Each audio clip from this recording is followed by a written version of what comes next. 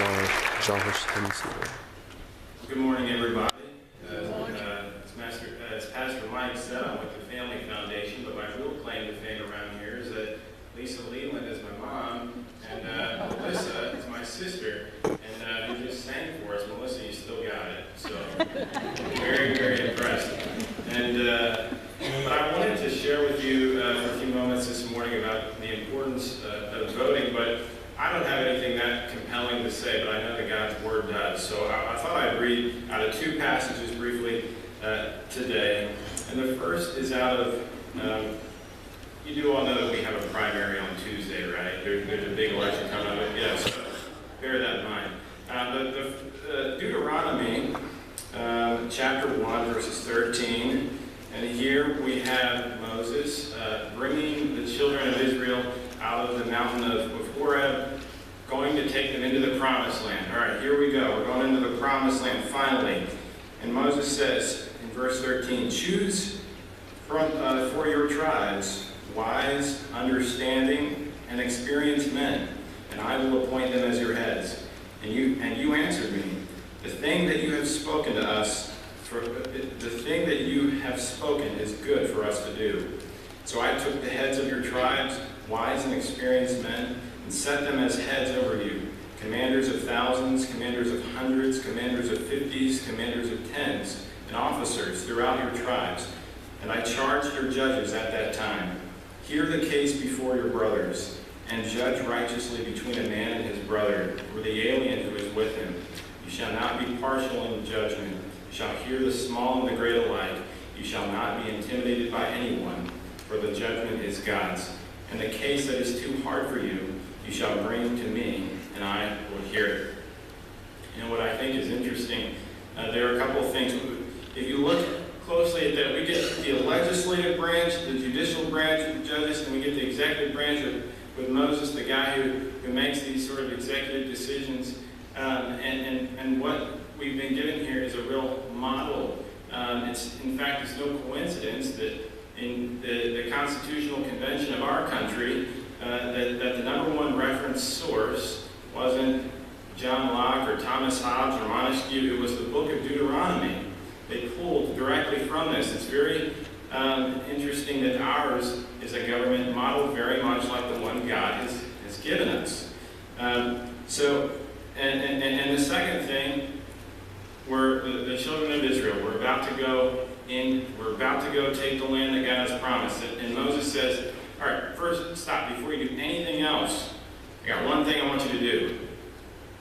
People were probably thinking to themselves, what, pray or fast or set up a monument? No, he said, I want you to have an election. I want you to have an election. And we have a model that he says, I want you to choose men who are wise and understanding and experienced. So I think that's very instructive for us. Now fast forward into the New Testament, Matthew. The Jews here are in a very different situation. They're in the Roman Empire, right? And they find themselves, unlike before, they're foreigners in the land. They're sojourners, so to speak. I think here in America, Christians we're increasingly finding ourselves to be foreigners in the land, sojourners, so to speak. Here's what Jesus says to them. Matthew 5:13 says, you are the salt of the earth. Speaking to his disciples, those who fear God, that you're the salt of the earth. Now we know, we've all heard this before, that salt in the ancient times was used as a preservative. That they didn't have refrigerators. They used it to keep things from rotting and decaying. He says, in the same way, you're to be the salt of the earth in your culture, among the people, spiritually speaking.